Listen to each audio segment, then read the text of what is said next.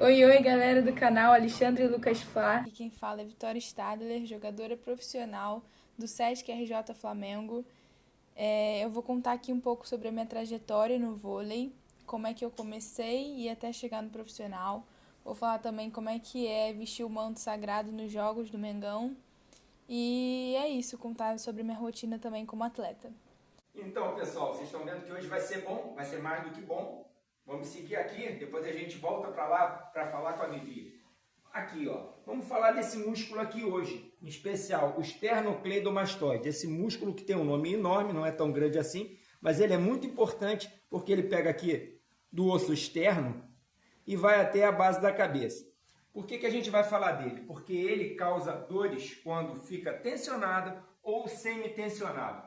Às vezes tensão por preocupação, tensão muscular causada por estresse, movimento repetitivo ou uma dormida de mau jeito, né?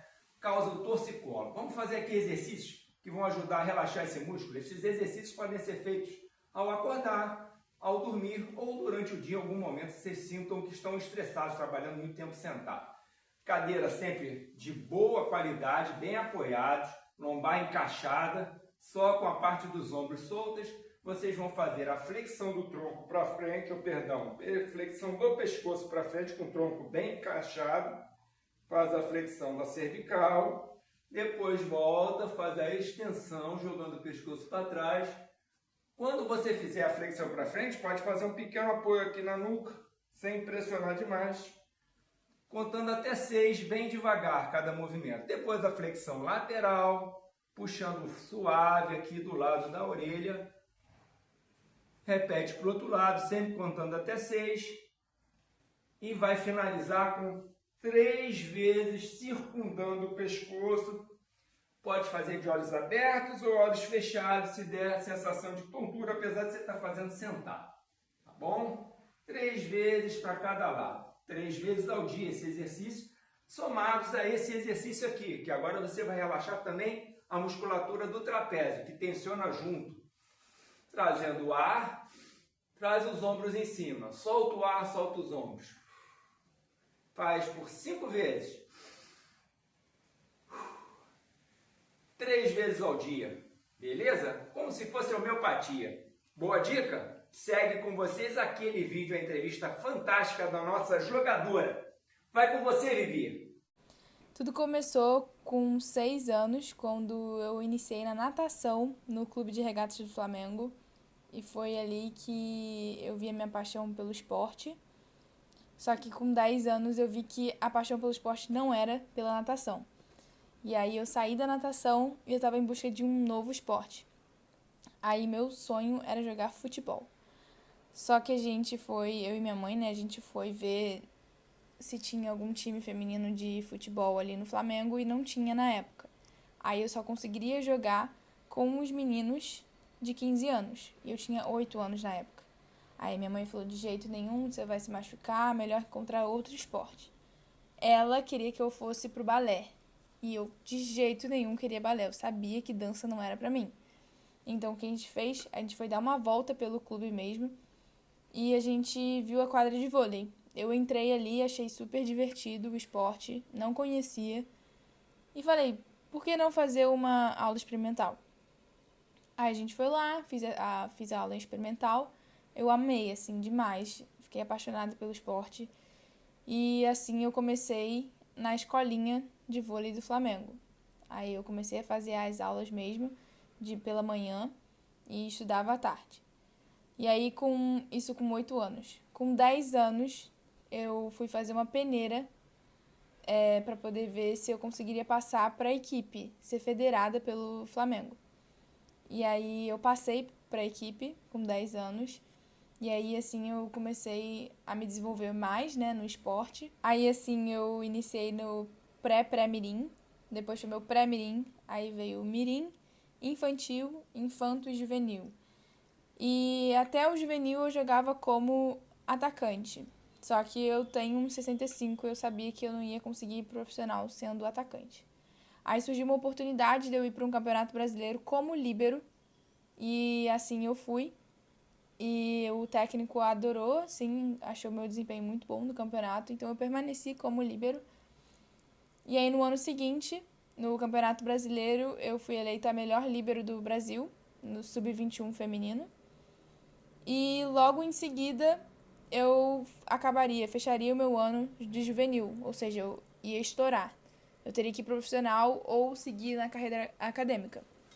Foi aí que eu decidi que eu queria ser profissional e, coincidentemente, depois de um treino, né, que eu fiz no adulto, eles gostaram muito do meu desempenho também e me chamaram para a temporada 2024/25 para o Sesc RJ Flamengo, que é o time do Bernardinho. E aí eu fui muito feliz com a proposta. Amei, assim, começar, né, no profissional, que é bem diferente da base, completamente diferente a dinâmica. E eu também adoro a CT inteira, o Bernardo e todo mundo que está por trás dele. E foi uma oportunidade muito incrível para minha vida que mudou, assim, tudo. Porque eu faço faculdade também de administração e eu estava fazendo a faculdade enquanto eu estava na base. Eu comecei com 17 anos na faculdade. E aí eu continuo fazendo. Então é um desafio a mais na minha vida. E eu vi que algumas coisas também ao longo dessa trajetória eu teria que abrir mão para conseguir ser uma atleta profissional. Falando um pouco da minha rotina, né? Eu acordo cedo para ir para a faculdade, faço o primeiro tempo de aula, vou direto para a academia, depois treino, aí a gente tem um descanso à tarde, assim, para almoçar, dar uma dormidinha, assim, quando dá, e depois volta e tem outro treino à tarde. E é assim a semana toda, quando tem jogos da Superliga, a gente treina também final de semana. Foi aí que eu percebi que eu teria que ter mais cuidado com a minha alimentação, com o meu sono, coisas de adolescente, de jovens adultos que fazem de como sair final de semana direto, curtir com os amigos depois da aula. Eu vi que eu não poderia fazer e eu teria que abrir mão disso. De vez em quando a gente consegue fazer uma coisa ou outra, mas é muito mais difícil porque a gente tem uma vida muito regrada e muito voltada para o esporte em si. Então é um foco, assim, uma disciplina completamente diferente, porque desde novinho você começa com essa cabeça de disciplina e saber que se você não fizer isso todos os dias, você não vai chegar onde você quer. Então foi algo que, assim, me fortaleceu muito ao longo desses anos. Eu criei uma cabeça completamente diferente das pessoas da minha idade, acabei amadurecendo bastante por conta disso. E tá sendo uma experiência muito boa pra mim. E eu espero que continue assim ao longo dos anos. E também, falando acima de tudo, né? Eu sou flamenguista desde novinha, quando eu saí da barriga da minha mãe já com o manto sagrado. Então, pra mim, é uma honra defender o Mengão desde nova, construir a minha carreira desde 8 anos até agora no profissional por esse clube que eu tanto amo e sou apaixonada. Então, quando eu piso em quadra e vejo que eu tô com o manto, é diferente. Sabe, você sente aquela paixão, assim, interna, e você fala, eu vou defender isso aqui com sangue nos olhos, porque é o meu time de coração. Então, realmente é incrível pra mim estar aqui e poder passar isso pra vocês, como é que é a minha experiência como atleta profissional. Espero que vocês tenham gostado. Gostado? Não, gostado é pouco. Eu tenho certeza que a galera aqui do canal Alexandre Lucas Flá amou, adorou a sua entrevista, o seu depoimento, né? A sua história. Vivi, muito obrigado. Eu estou aqui, ó, com o meu acervo de camisas. E agora, ó, a gente ganhou essa aqui, né? Número 21, autografada e com o nome da Vitória, ó. Que beleza, hein? É, a nossa Jorginho das Quadras, que fez a diferença aí no vídeo de hoje. Galera, senta o dedo no like, sobe o like, se inscrevam aqui no canal Alexandre Lucas Flá e sigam a Vitória Stadler, lá no Instagram dela, para você conhecer um pouco mais dela. Vivi, mais uma vez, um beijo, se despede aí da galera para a gente seguir o vídeo, porque tem muita coisa pela frente. Valeu, Vivi! E é isso, um beijão pra minha família que tá sempre torcendo por mim. Muito obrigada, Alexandre, pelo convite e tamo junto. Saudações rubro-negras. Beleza, agora saindo das quadras, né? Mais uma vez agradecendo a Vitória e entrando em campo. Mas antes de entrar em campo, nós vamos passar rapidamente pela questão Bruno Henrique. Vamos resumidamente falar do que aconteceu aí nesse julgamento. Antes de mais nada, quero pedir o apoio de vocês, deixando o like, se inscrevendo no canal, indicando o canal, compartilhando o vídeo com os amigos. Esse julgamento tem um teor do seguinte: o julgamento será, estou lendo o que saiu antes do julgamento para a gente entender como é que funciona. O julgamento será o primeiro passo para a definição do caso na esfera desportiva. Se condenado, Bruno Henrique poderá recorrer ao pleno do STJD, última instância do tribunal, mediante pedido de efeito suspensivo, que é o que provavelmente vai acontecer com o Bruno Henrique. A defesa vai fazer o pedido de efeito suspensivo. Se for absolvido, a Procuradoria pode igualmente apelar, ou seja, se ele fosse absolvido, a Procuradoria poderia apelar. Também haveria a possibilidade do capítulo inicial não ser concluído, caso algum dos integrantes pedisse vistas do processo. Mas o que aconteceu, em resumo da ópera, é que ele foi condenado a 12 jogos e uma multa. Mas a defesa pode recorrer no STJD, no Supremo, né, na última instância, vai recorrer, obviamente, e fora isso tem o efeito suspensivo. Enfim, não se definiu nada de concreto, né? Existem mais capítulos aí nessa novela. Foi uma derrota? Não, foi meia derrota, vamos dizer assim, né? Eu vou considerar assim. Então o Bruno Henrique segue aí provavelmente sob o efeito suspensivo, que deve ser pedido e deve ser acatado pelos que conhecem de direito. Eu não conheço de direito, passando para vocês, né? Eu sou educador físico e sou formado em ciências econômicas, mas não tenho conhecimento dessa área de direito, essa área jurídica não é comigo. Vamos falar de outros assuntos agora, vamos tocar em frente. A gente já falou aí do caso Bruno Henrique, né? Exaustivamente está sendo falado. Parece que essa semana sem jogo do Flamengo ficou reservada para o caso do Bruno Henrique, né? Coincidências que acontecem. Vamos falar da agenda dos jogos? Agenda dos jogos. Vamos falar de futebol, né, gente? Falar de futebol, a gente está ávido de ver jogo do Flamengo. Vamos ver como é que está aí a agenda do Flamengo.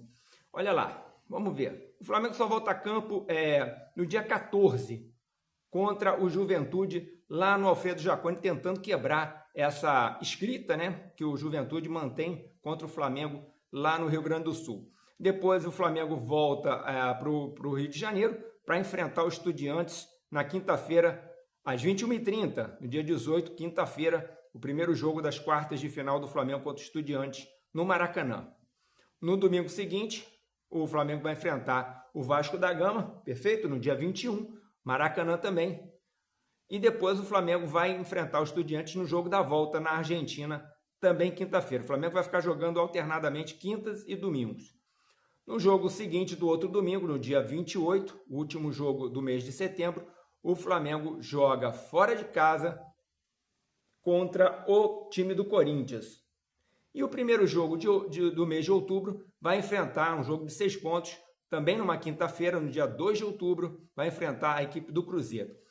Só um gostinho para a gente se preparar, né, para o que vem pela frente de Flamengo e seus adversários, aí, Flamengo em Libertadores e Flamengo em Copa do Brasil, em Campeonato Brasileiro. A Copa do Brasil, eu ia falar de Copa do Brasil, porque a Copa do Brasil vai ter o jogo de volta agora no meio da semana que vem. Por isso o Flamengo teve um prazo maior de volta, né?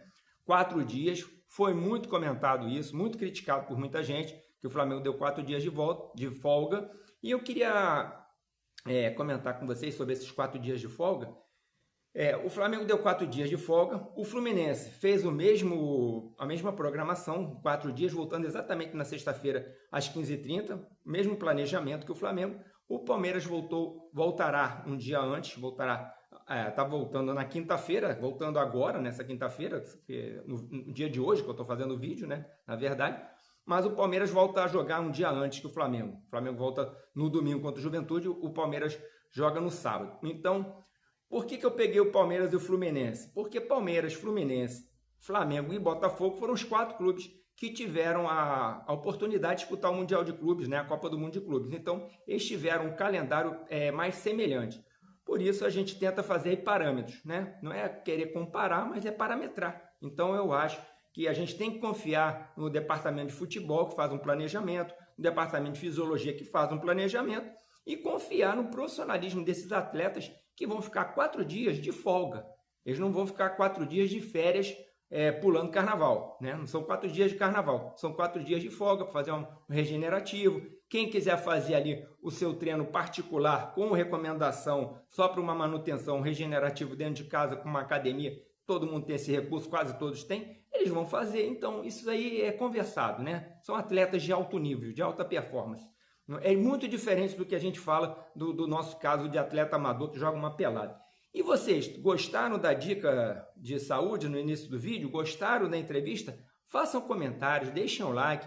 Mandem lá seus comentários sobre a nossa atleta do vôlei feminino do Flamengo, a Vitória, e que vocês gostaram da dica de saúde, do alongamento da cervical, tá? Vai vir mais coisa por aí, tá? Vai vir mais coisa por aí. O que vem por aí também são jogos das seleções, né? Vamos falar aqui das seleções que entram em campo.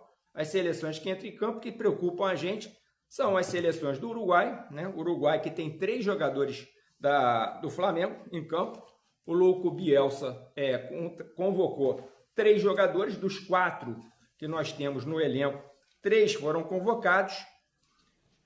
Quais foram os 3 convocados? Aqui estão os 4 jogadores do elenco do Flamengo, uruguaios, né? Só quem não foi o De La Cruz. Arrascaeta, Varela e Vinha estão lá com o louco Bielsa, que enfrenta o Peru dentro de casa. O Uruguai joga em casa contra o Peru, seleção peruana. A Colômbia vai jogar em casa também contra a Bolívia, né? Colômbia do Carrascal, que foi convocado. E o Equador joga fora de casa contra o Paraguai. O Equador, do nosso ponta direita, vai jogar fora de casa. Perdão, deixa eu pegar aqui, caiu que tudo é feito, né, no ao vivo. Do nosso ponta direita Plata, perfeito? Quem vai fazer a estreia na seleção brasileira, jogando no Maracanã, Maracanã já repleto, né, de gente, será o Samuel Lino. Samuel Lino, que foi convocado, está eufórico com a convocação. Eu pergunto a vocês, ele seria convocado como atleta do Atlético de Madrid? O que é que vocês acham? Eu tenho uma opinião muito particular sobre isso. Vamos em frente.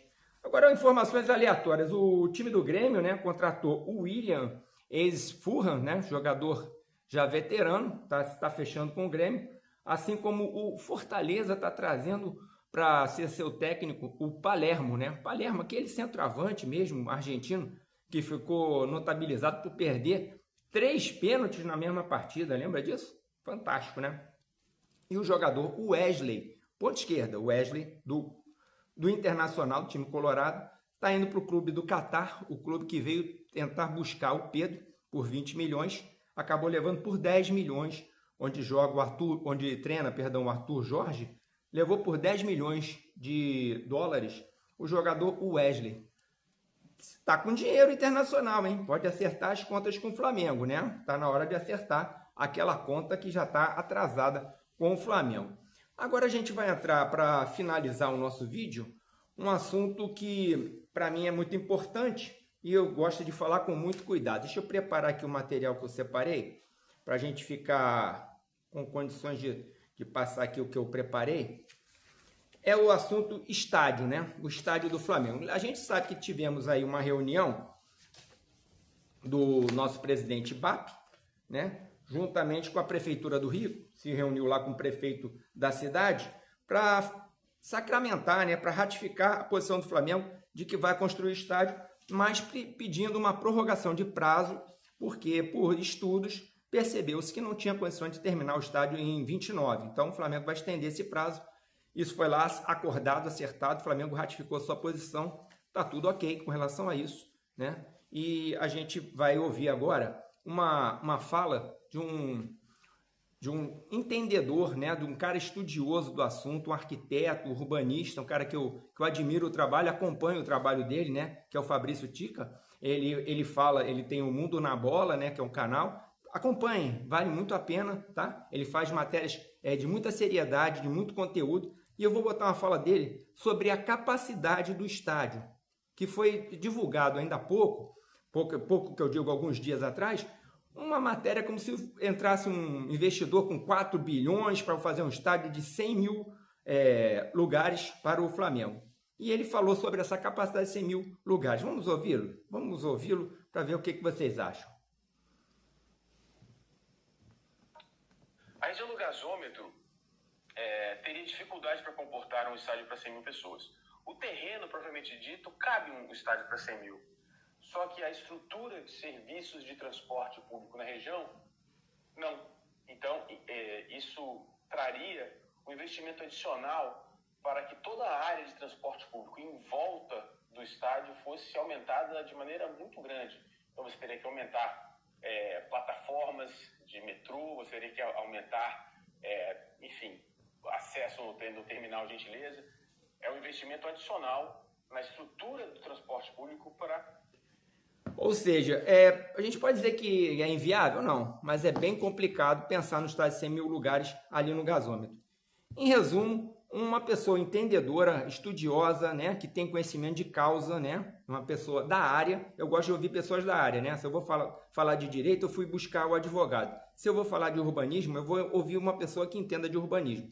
Se eu for falar de atividade física, de preparação física, eu me garanto até um certo ponto de falar, mas também não vou entrar em determinadas searas, como, por exemplo, o departamento de fisiologia do Flamengo, porque eu não estou lá no dia a dia e não tenho o preparo de fisiologista, perfeito? Então, a gente tem que botar a mão onde a gente alcança, pelo menos essa é a minha maneira de proceder, de agir e de enxergar as coisas. Agora, a gente raciocina, né? É o que eu sempre falo. E a galera que me acompanha aqui também tem um altíssimo nível de compreensão e a gente vai ver essa projeção que eu fiz aqui. Olha só. Isso aqui, olha, é uma projeção, é matemática, né? O Maracanã e a população do estado do Rio de Janeiro, tá? A população do estado do Rio de Janeiro, hoje, beira 17 milhões,2 habitantes. Em 1980, era 11,5. Teve um aumento mais ou menos de 50% nesses 45 anos. 50% que aumentou a população em 45 anos da cidade do Rio de Janeiro. Então, a torcida do Flamengo hoje é muito maior, obviamente, no estado do Rio de Janeiro, em todo o Brasil. Então, tem muito mais flamenguista no estado. A capacidade do Maracanã, hoje, beira 78 mil. Em 1980, era em torno de 150 mil, né? Tinha aquela variação sempre por causa de reforma, por causa de área isolada, enfim. Ou seja, teve um decréscimo de 48%.